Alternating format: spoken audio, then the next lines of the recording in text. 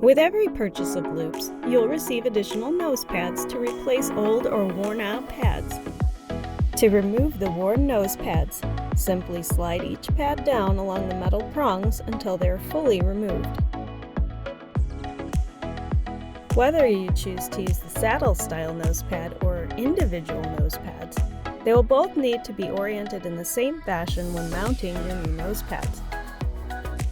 Both types will have small holes at the top for the metal prong to mount to the pad. You will want to make sure the pads will be mounted with the open, fringed part facing away from the back of your Loupes. Simply slide each pad on until they're fully seated.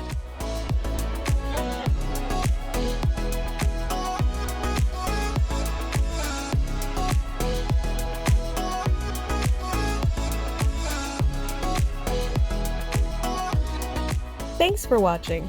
For more videos about your qoptics Loupes, subscribe to our channel.